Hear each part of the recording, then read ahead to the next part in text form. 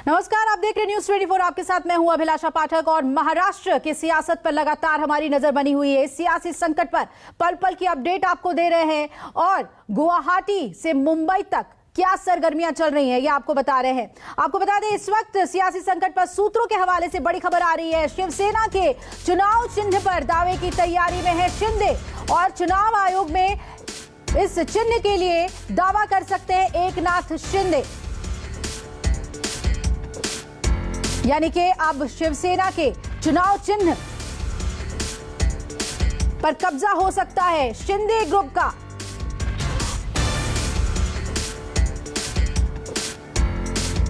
गुवाहाटी में कुमार गौरव नजर बनाए हुए हैं लगातार शिंदे खेमे का, तो दूसरी तरफ मुंबई में मेरे सहयोगी विरोध जगदले मौजूद हैं जो बीजेपी पे नजर बनाए हुए हैं। क्या सरगर्मियां वहां चल रही हैं, और वही दीपक दुबे हैं जो मातोश्री के बाहर मौजूद हैं।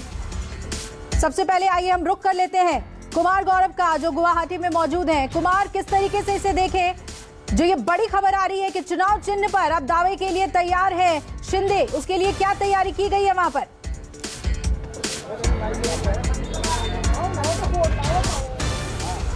देखिए, जाहिर सी बात है, बैठकों का दौर लगातार यहाँ रेडिसन ब्लू होटल में एकनाथ शिंदे के नेतृत्व में जारी है। कुछ देर पहले बीजेपी के एक मंत्री हैं प्रदेश में, वो भी यहाँ पे पहुँचे थे।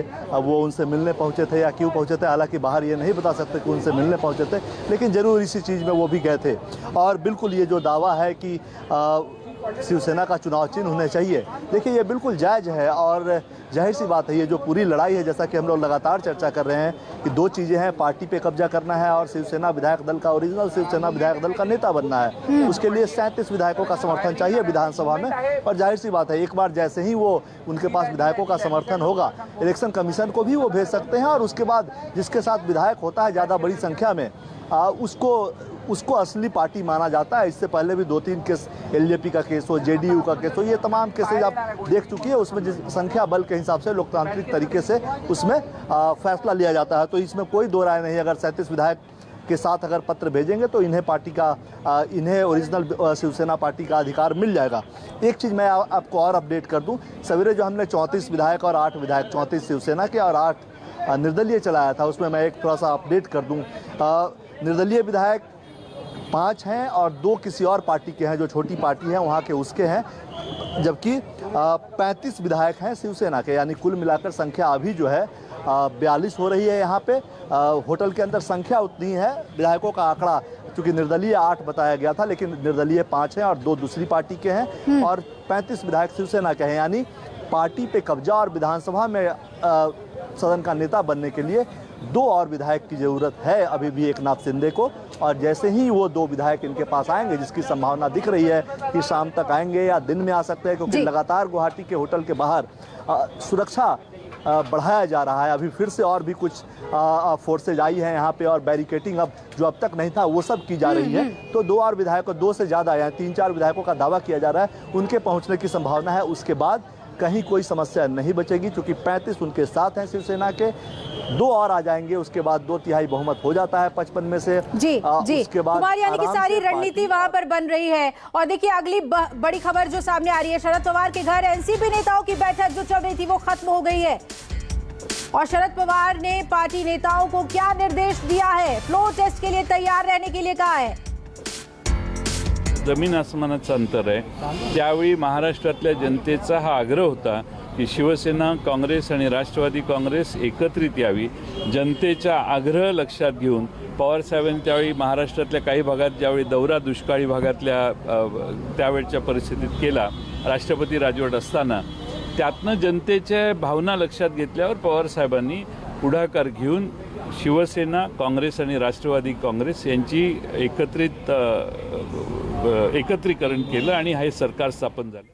और सीधा रुख कर लेते हैं दीपक दुबे का। शरद पवार के घर जो बैठक चल रही थी वो खत्म हो गई है। दीपक, क्या और बड़ी बातें? फ्लोर टेस्ट के लिए तैयार रहने के लिए उन्होंने अपने विधायकों को कहा है।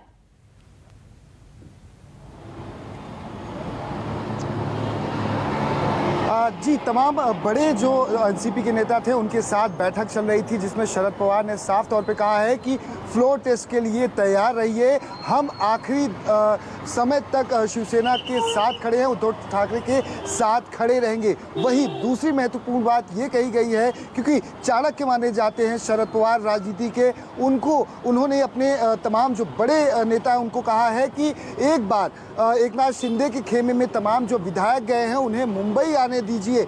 उनमें से कई विधायक हो न हो सकता है कि शिवसेना के पाले में एक बार फिर से आ जाए, यानी कि उद्धव ठाकरे के शिव सैनिक जो हैं वो एक बार फिर से आ सकते हैं, ये उम्मीद लगाए बैठे हुए हैं। ऐसे में कहा गया है कि आप फ्लोर टेस्ट की तैयारी कीजिए, आखिरी समय तक उद्धव ठाकरे शिवसेना का समर्थन हम करते रहेंगे। वहीं उद्धव ठाकरे ने जिस तरह से कल शाम को 5 बजे फेसबुक के माध्यम से उन्होंने जनता को संबोधित करते हुए और बागी विधायक और एकनाथ शिंदे को निशाना बनाते हुए कहा था कि आप आइए, बातचीत करिए, और उसके बाद उन्होंने इस्तीफे की पेशकश भी कर दी थी कि मेरा रेजिग्नेशन लेटर तैयार है, लेकिन पहले आप मुंबई आइए, मुझसे फ़ोन पर बात कीजिए। तो इस बाबत भी चर्चा की गई है कि आखिर रणनीति किस तरह से इख्तियार की जाए, क्योंकि एनसीपी हो या कांग्रेस हो, दोनों अभी भी मजबूती से शिवसेना के साथ खड़े और डटे हुए नजर आ रहे हैं।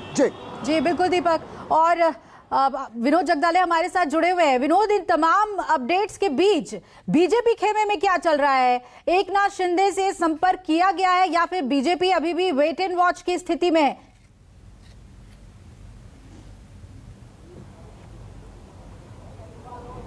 देखिए, लगातार संपर्क में बने हुए नेता, लेकिन ये सब पर्दे के पीछे का खेल चल रहा है। अब सागर बंगले भाजपा के 5 से 6 बड़े नेता यहाँ पर पहुंचे हैं, जिसमें प्रवीण दरेकर है, आशीष शेलार है, गिरीश महाजन है, जय कुमार रावल है।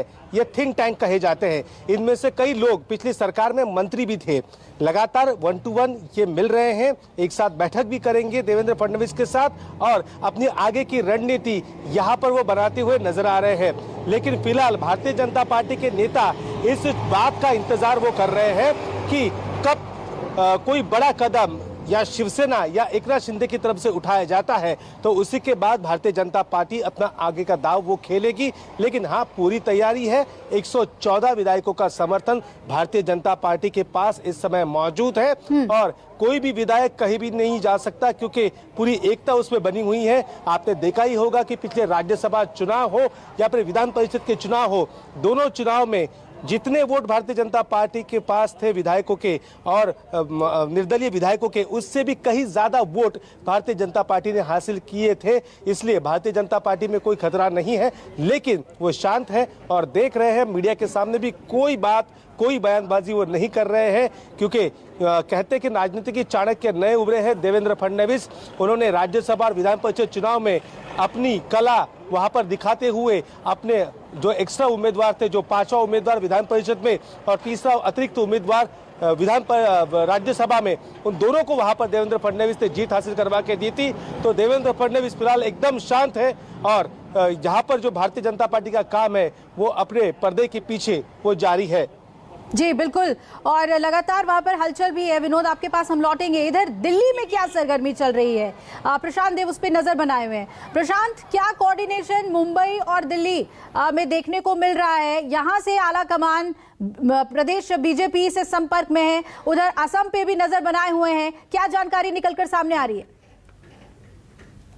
देखिए, यहाँ दिल्ली से देखने को कुछ भी नहीं मिल रहा, लेकिन हो सब कुछ रहा है। ये आप इस तरह से इसको समझा जा सकता है कि ऐसा भले कोई बात नहीं कर रहा, भले यहाँ पे हलचल दिखाई नहीं दे रही, लेकिन अंदर ही अंदर सब कुछ हो रहा है। देखिए, इस पूरे घटनाक्रम को अगर देखा जाए तो सबसे बड़ा नुकसान जो दिखाई दे रहा है वो उद्धव ठाकरे का, और सबसे बड़ा फायदा जो है वो बीजेपी का दिखाई दे रहा है। हर हाल में स्थिति चाहे कुछ भी हो, सूरत चाहे कुछ भी हो, जो फाइनली जो है अंतिम फायदा अगर किसी को मिलना है तो वो भारतीय जनता पार्टी को मिलना है, बीजेपी को मिलना है, क्योंकि सबसे बड़ी पार्टी वहाँ पे है। और किसी न किसी हालत में अगर सरकार बनाने की स्थिति होती है तो बीजेपी के बिना समर्थन के एकनाथ शिंदे कुछ कर नहीं सकते।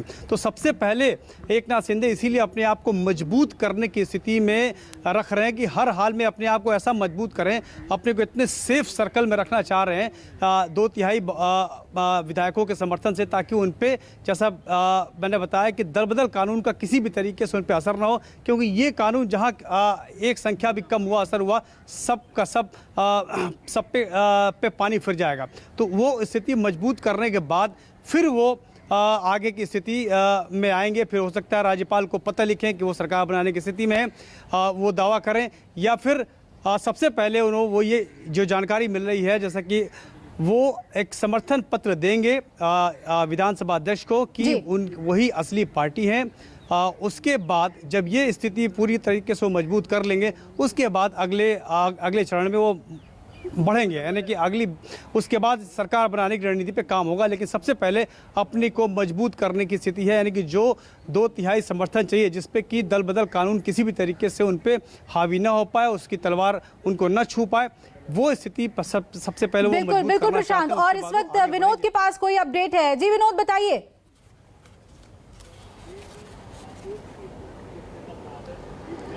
देखिए, एकनाथ शिंदे ने ट्वीट करके अपने विधायकों की क्या भावना है, वो भावना इस पत्र में लिखी है, और ये पत्र मैं आपको पढ़ के सुनाता हूं। प्रति श्री उद्धव जी ठाकरे, मुख्यमंत्री महाराष्ट्र, हमारा विट्ठल हिंदू हृदय सम्राट श्रीमान बाला साहब ठाकरे साहब को वंदन करके हम ये पत्र लिख रहे हैं। पत्र लिखने का कारण ये है कि कल वर्षा बंगले के दरवाजे सही मायनों में आम आदमी के लिए खोली गई। बंगले पर हुई जो भीड़ थी, वो भीड़ देखकर काफी आनंद हुआ। ये जो बंगले के दरवाजे थे वर्षा के, ये पिछले 2.5 साल से शिवसेना विधायक के तौर पर हमारे लिए बंद थे। विधायक के तौर पर बंगले में प्रवेश करने के लिए आपके अगल बगल के जो लोग थे और लोगों के बीच जो जीत के आए थे विधान परिषद और राज्यसभा वाले, उनके ऊपर हमें निर्भर रहना पड़ता था। काफी बड़ी बात इस पत्र में कही गई है, और ये भी लिखा है कि सो कॉल्ड चाणक्य, जिन्हें कारकुन का दर्जा दिया गया है और उन्हें वहां महत्व दिया गया था, और उसे हटाकर हाँ, ये लिखा है कि चाणक्य जो है उन्हें हमें, देखिए इसमें साफ तौर पे लिखा है कि उद्धव ठाकरे के नजदीकी जो लोग थे उन लोगों को अहमियत दी गई है, और हम लोग थे, हमें राज्यसभा और विधान परिषद के चुनाव में रणनीति के लिए नहीं रखा गया था। और जिन्होंने इसकी रणनीति बनाई, उसके बाद इसका रिजल्ट क्या लगा, ये पूरे महाराष्ट्र ने यहाँ पर देखा है। हाँ, शिवसेना का मुख्यमंत्री होते हुए भी और हम खुद के पार्टी के विधायक होते हुए भी हमें वर्षा बंगले के भीतर कभी भी सीधा प्रवेश नहीं था। बहुत बड़ी बात इस पत्र में कही गई है।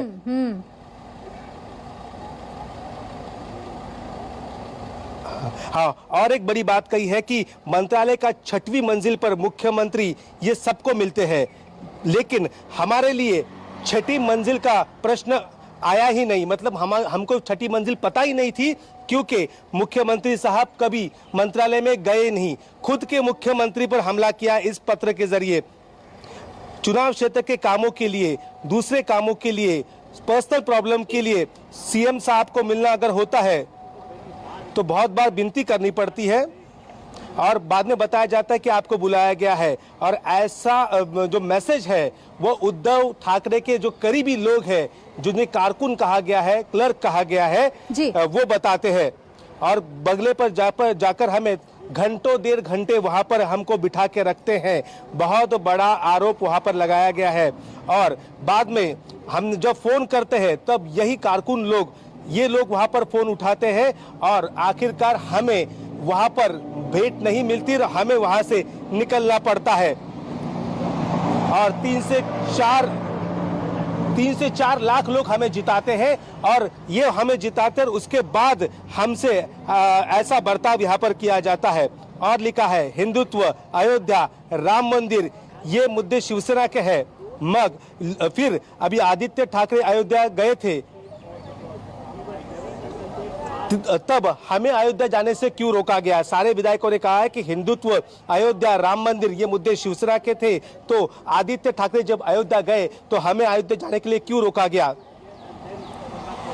आपने कई विधायकों को फोन करके कहा कि आप अयोध्या मत जाइए। उद्धव ठाकरे पर फिर से एक नया आरोप।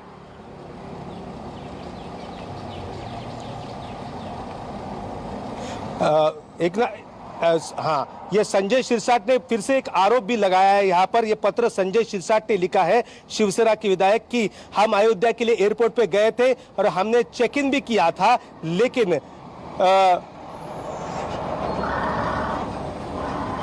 हाँ, संजय शिरसाट ने बड़ा आरोप लगाया है, बड़ा आरोप कि हम कई विधायक चेक इन करके हम अंदर गए थे, एयरपोर्ट के अंदर फ्लाइट में बैठे थे, तभी आपने एकनाथ शिंदे साहब को फोन किया, उद्धव ठाकरे ने एकनाथ शिंदे साहब को फोन किया और कहा कि विधायकों को अयोध्या मत भेजिए। एक फिर से बड़ा आरोप संजय शिरसाट, जो एकनाथ शिंदे के पाले के बड़े विधायक है, तीसरा टर्म है औरंगाबाद के विधायक, उन्होंने आरोप लगाया। यह पत्र मैं आगे भी पढ़ रहा हूं।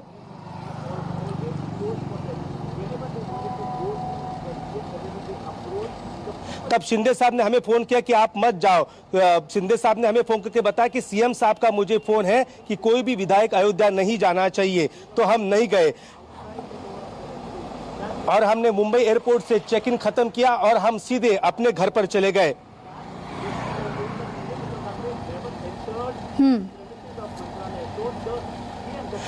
और एक बड़ा आरोप संजय शिरसाट ने इस पत्र में लिखाया है। इसमें यह कहा गया कि राज्यसभा चुनाव में शिवसेना का एक भी वोट नहीं टूटा, फिर विधानसभा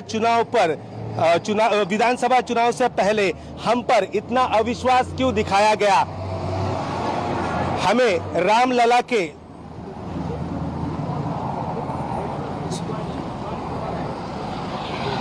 आगे लिखा है कि कल जो आपने जो बात कही है वो बात काफी भावनिक थी, लेकिन हमारे सवालों का जवाब कहाँ है।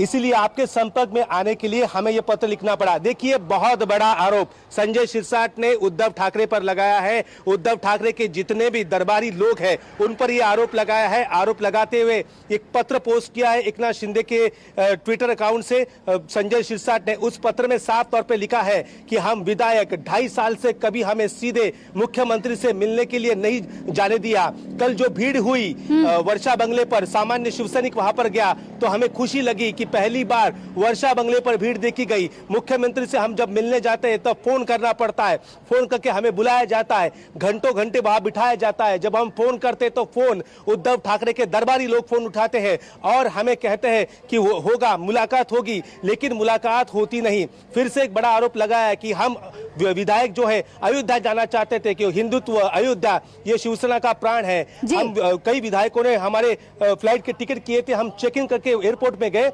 लेकिन वहां से उद्धव ठाकरे ने फोन किया एकनाथ शिंदे को और कहा कि एक भी विधायक अयोध्या नहीं जाना चाहिए। सभी विधायकों को अयोध्या जाने से रोका गया। एयरपोर्ट से ये विधायक अपने घर चले गए। अब ये सवाल ये भी उठा रहे हैं कि छठा मंजिल जो होती है मंत्रालय की, वो मुख्यमंत्री के लिए होती है, लेकिन हमारे तो छठी मंजिल है ही नहीं, क्योंकि मुख्यमंत्री जो है वो मंत्रालय में गए नहीं। कितना बड़ा आरोप अब एकनाथ शिंदे के समर्थक विधायकों ने ये लगाया है। कल उद्धव ठाकरे ने जो भावनिक आह्वान किया था उसका जवाब न कोई प्रेस कॉन्फ्रेंस लेते हुए, सिर्फ 2 पेज का 2 पन्नों का एक पत्र लिखकर उन्होंने वहां ये पूरा आरोप लगाया है। जी, ये बहुत बड़ा खुलासा और 2 चिट्ठियों का आपने जिक्र यहाँ पर कर दिया। एक शिंदे लिखते हैं और उसके बाद एक और विधायक, और दोनों की चिट्ठी में एक ही बात कि उद्धव ठाकरे के पास अपने विधायकों के लिए वक्त नहीं है। कुमार मेरे सहयोगी जुड़े हुए हैं। कुमार, लग रहा है आपको विनोद कुछ और कहना चाह रहे हैं आप, और क्या खबर? देखिए मैं एक बात कह रहा हूं, चिट्ठी एक ही है, चिट्ठी एकनाथ शिंदे के अकाउंट से दी गई है। उसमें लिखा गया कि यह है विधायकों का जवाब। चिट्ठी लिखी है संजय शिरसाट एकनाथ शिंदे के समर्थित विधायक है। हालांकि ये शिवसेना के टिकट पर जीते थे, उन्होंने ही पत्र लिखा है, 2 पेज का पत्र है, लेकिन इसे ट्वीट किया गया है एकनाथ शिंदे के अकाउंट से। जी बिल्कुल, ये करेक्शन विनोद हमें बता रहे थे कि एकनाथ शिंदे के सपोर्टर हैं और बड़े सपोर्टर कहलाते हैं, जिन्होंने चिट्ठी में ये खुलासा किया। और खुली चिट्ठी है, ये देखिए, उसमें तमाम बातें कही गई है कि विधायकों पर विश्वास ही नहीं जताया गया है।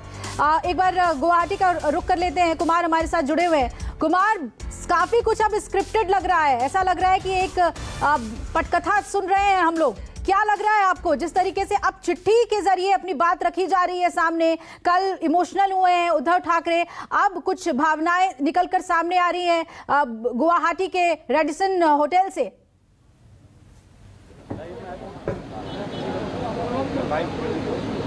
देखिए, बिल्कुल जो चिट्ठी सामने आई है उसमें ये साफ है, कल उद्धव ठाकरे इमोशनल थे, लेकिन पिछले 2.5 साल से कम चिट्ठी देखकर यही लग रहा है कि एकनाथ शिंदे समेत उनके सभी विधायक इमोशनल थे कि उनके नेता से मुलाकात नहीं होती। वैसे भी जब पार्टियां टूटती है तो जाहिर सी बात है कि आरोप प्रत्यारोप और पुराने जितने गड़े मुर्दे होते हैं वो सब उखाड़ा जाता है। आपको याद, जैसे एकनाथ शिंदे ने 2 दिन पहले हिंदुत्व की बात की थी, इसी एनसीपी, कांग्रेस और शिवसेना सरकार में वो भी मंत्री थे और उनके पुराने बयान पिछले 2-2.5 साल के निकाल कर सुन लीजिए, भाजपा पे वो कितना हमलावर होते थे।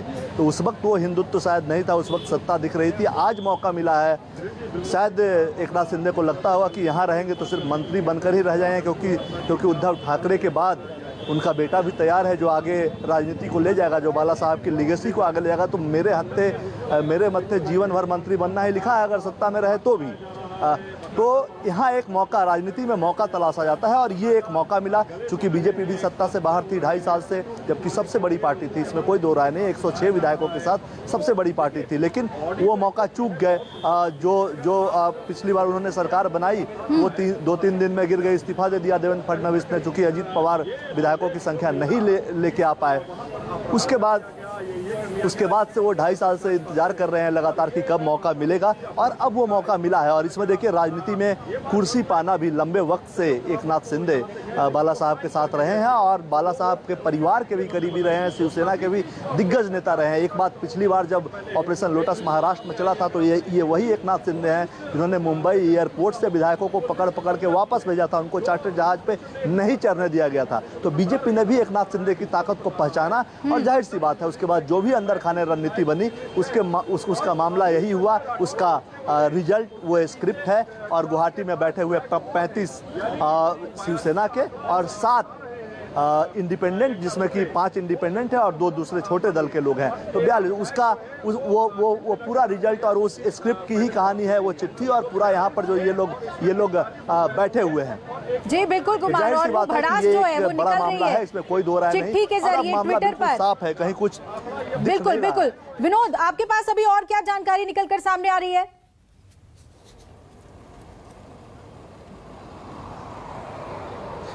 देखिए, बस मेरे सहयोगी कुमार गौरव जिस बात का जिक्र कर रहे थे उस बात को थोड़ा मैं सुधारना चाहता हूं कि एकनाथ शिंदे जो पिछले 2.5 साल में कभी भी भारतीय जनता पार्टी के खिलाफ आक्रामक नहीं रहे हैं। एकनाथ शिंदे कभी भी किसी के खिलाफ कोई बयानबाजी करते कभी नजर नहीं आते थे, और उसी बात को लेकर उद्धव ठाकरे एकनाथ शिंदे से नाराज चलते थे कि भारतीय जनता पार्टी के खिलाफ एकनाथ शिंदे कभी कुछ क्यों नहीं बोलते, क्योंकि एकनाथ शिंदे के संबंध सभी दलों में सबके साथ अच्छे थे। कांग्रेस हो, एनसीपी हो, बीजेपी हो, सबके साथ उनका दोस्ताना था। 2014 से 2018 तक भारतीय जनता पार्टी की जब महाराष्ट्र में सरकार थी तब मुख्यमंत्री देवेंद्र फडणवीस के सबसे चहीते, अगर किसी पार्टी में कोई नेता थे, मतलब मंत्री शिवसेना में, तो सिर्फ थे एकनाथ शिंदे। उन्हें सबसे बड़ा हाईवे का काम दिया गया क्योंकि वो एमएसआरडीसी के मंत्री थे। तो मैं ये बात कहना चाहता हूं कि पहले से ही देवेंद्र फडणवीस और एकनाथ शिंदे के रिश्ते काफी अच्छे रहे हैं।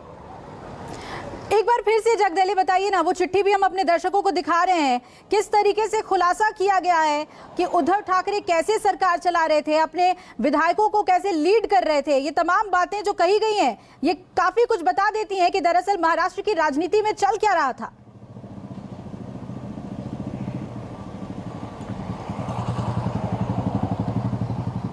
जी, मुझसे पूछा है? जी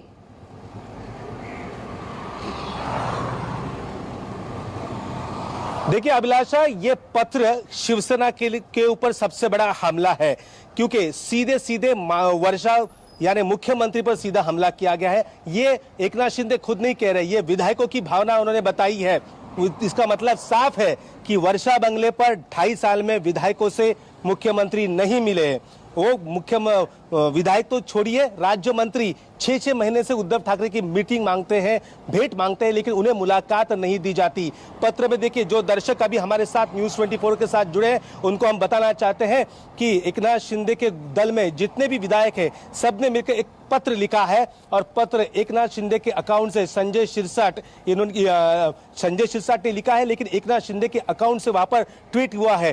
पत्र में सीधा जिक्र कल रात का किया गया है। कल रात में वर्षा बंगले के दरवाजे आम जनता के लिए खोले गए, वहां पर शिवसैनिकों की काफी भीड़ थी। भीड़ देखे काफी अच्छा लगा कि पहली बार 2.5 साल में वहां के दरवाजे खोले गए। आरोप विधायकों ने यह भी लगाया, जब हमें मुख्यमंत्री से मिलना होता है, जब हम फोन करते हैं, तब वहां पर उद्धव ठाकरे के जो कारकुनी लोग हैं, यही शब्दों का इस्तेमाल राज ठाकरे ने भी पार्टी छोड़ते वक्त किया था कि यही दरबारी लोग उद्धव ठाकरे को एक दिन ले डूबेंगे। ये खुद राज ठाकरे ने कहा था और यही बात विधायकों ने लिखी है कि जो कारकुन लोग हैं, दरबारी लोग हैं, वो हमें मुख्यमंत्री से मिलने नहीं देते। 3-3, 4-4 लाख वोट लेकर हम जनता के प्रतिनिधि हैं और मुख्यमंत्री हमसे मिलते नहीं। हम मिलने जाते हैं तो घंटों हमें बिठाकर रखते हैं और फोन पर उलझाए रहते हैं, फिर हम अपने घर चले जाते हैं। दूसरा बड़ा आरोप ये भी लगाया है कि मुख्यमंत्री जनता के होते हैं। हम सुनते हैं कि 6ठी मंजिल, मंत्रालय की 6ठी मंजिल पर मुख्यमंत्री मिलते, लेकिन हमको तो पता ही नहीं, क्योंकि भाई हमारे मुख्यमंत्री मंत्रालय में आए नहीं, सीधा उद्धव ठाकरे पर हमला किया गया है। तीसरा बड़ा आरोप ये लगाया है कि अयोध्या सबसे बड़ा मुद्दा है शिवसेना का, हिंदुत्व सबसे बड़ा मुद्दा है। आपको पता ही होगा, राम मंदिर के आंदोलन के बाद और जब बाबरी ढाई गई थी, उसके बाद ही शिवसेना पूरे भारत से लेकर महाराष्ट्र में सबसे ज्यादा उभरी थी। उसी मुद्दे पर विधायक ये कह रहे हैं कि अयोध्या जाने के लिए हम तैयार थे, कई विधायक हम तैयार थे, सिर्फ आदित्य ठाकरे वहां पर क्यों गए? हम एयरपोर्ट पे, मुंबई एयरपोर्ट पे गए, चेक इन में गए, हम तैयार बैठे थे कई विधायक। एकाएक मुख्यमंत्री का फोन आता है एकनाथ शिंदे को कि कोई भी विधायक अयोध्या नहीं जाएगा, फिर हम वहां से मायूस होकर घर वापस लौटते हैं। आखिर ऐसा क्यों किया गया? ये बात पूरी पत्र में लिखी है और पत्र में हमला किया गया है सीधा उद्धव ठाकरे पर। एक बड़ा बम कह सकते हैं कि एकनाथ शिंदे गुट का ये वर्षा पर गिरा है। अब क्या जवाब आएगा संजय राउत का, क्या जवाब आएगा मुख्यमंत्री उद्धव ठाकरे का, ये देखना होगा।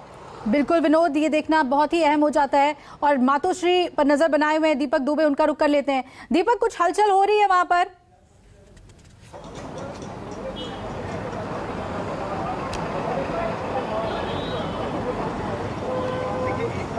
जी, आपको बता दें कि कुछ विधायक पहुंचे हुए थे उद्धव ठाकरे से मिलने के लिए। पुलिस सुरक्षा व्यवस्था यहां पर कड़ी की गई है। हालांकि अभी तक और क्या वो अपने विधायकों के साथ वीडियो कॉन्फ्रेंसिंग करने वाले हैं, इस पर अभी भी संशय बना हुआ है। हालांकि रेजिडेंट होटल में आपको बता दें 13 से 14 की संख्या में जो विधायक हैं वो वहाँ पर मौजूद हैं। शिवसेना के बाहर की तस्वीरें हम आपको एक बार दिखाने की कोशिश करते हैं कि यहाँ पर गहमा गहमी काफ़ी तेज़ है, लेकिन अभी तक 2 विधायक यहाँ पर पहुँचे हुए थे जो शिवसेना के थे। उन्होंने यहाँ पर उद्धव ठाकरे से मुलाकात की, उनके स्वास्थ्य के बारे में जाना और इसके साथ साथ अभी कुछ समय के बाद उद्धव ठाकरे जो सचिव हैं महाराष्ट्र सरकार में, उनसे वो बातचीत करने वाले हैं वीडियो कॉन्फ्रेंसिंग के जरिए। वहीं विधायकों से बातचीत को लेकर अभी भी संशय बना हुआ है कि क्या उद्धव ठाकरे अपने वीडियो कॉन्फ्रेंसिंग के जरिए अपने तमाम विधायकों से बात कर उन्हें संबोधित करेंगे और आगे की रणनीति के बारे में उन्हें कुछ बताएंगे। जी दीपक, एक चिट्ठी सामने आती है, उसमें इतनी शिकायतें हैं। कल एक भावनात्मक अपील उन्होंने की थी कि अगर आप मुझे कहते तो हम तो पद छोड़ देते, लेकिन वो बातचीत का मौका ही शायद कभी नहीं आया। और अब क्या लग रहा है आपको, इस चिट्ठी के बाद कोई रिएक्शन आ सकता है उद्धव ठाकरे की तरफ से?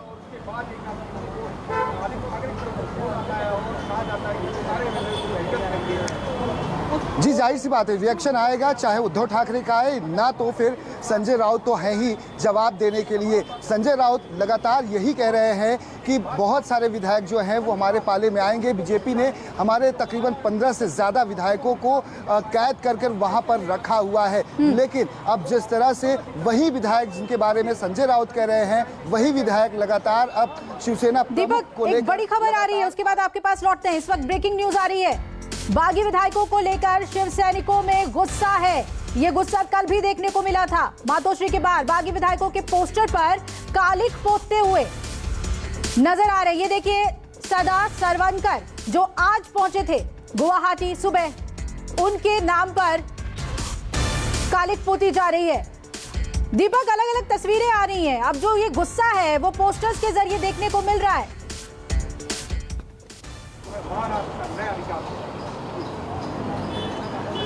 जी आपको बता दें, सदा सरवनकर आज सुबह ही पहुंचे हुए हैं और ये दादर विधानसभा से विधायक हैं। जिस तरह से कल दीपक, इस पर हम चर्चा करेंगे। हमारे साथ भावनात्मक दीपक, मैं लौट रही हूँ आपके पास। विनोद कुछ अपडेट बता रहे हैं, बताइए विनोद।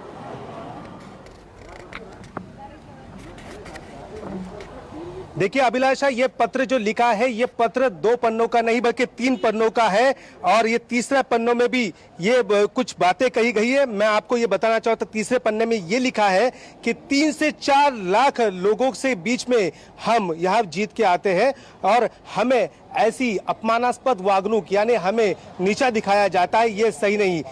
इतना सब हाल अपेक्षा सहन करके हम अपनी व्यथा और हमारी सब बातें हैं, हम जो कारकुन हैं, जो दरबारी लोग हैं, उन्हें बताने की कोशिश, जो हमारी बातें हैं, हमारे दिल में जो चीजें हैं, वो भी उद्धव ठाकरे के करीबी लोग हमसे सुनते नहीं। और ये बातें उद्धव ठाकरे के करीबी लोग उद्धव ठाकरे तक कभी भी पहुंचाते नहीं। और ऐसे ही समय में आदरणीय एकनाथ शिंदे साहब, इनका दरवाजा हमेशा खुला होता है।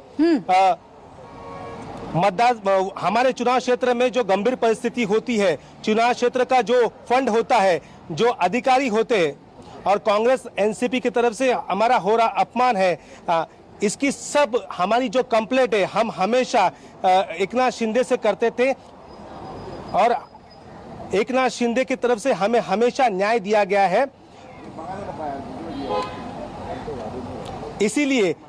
इसीलिए हम सारे विधायक हमारे न्याय और हक के लिए, हम सभी विधायक आदरणीय एकनाथ शिंदे साहब को, चलिए, यानी चिट्ठी के इस तीसरे भाग में विनोद एकनाथ शिंदे की तरफ अपना समर्थन और अपनी लॉयल्टी को भी इस चिट्ठी में दर्शा दिया गया है। महाराष्ट्र सियासत के इस पटकथा में अभी और क्या बाकी है और कब ये क्लाइमेक्स पे पहुंचेगा, इस पर लगातार न्यूज़ 24 की नजर बनी हुई है।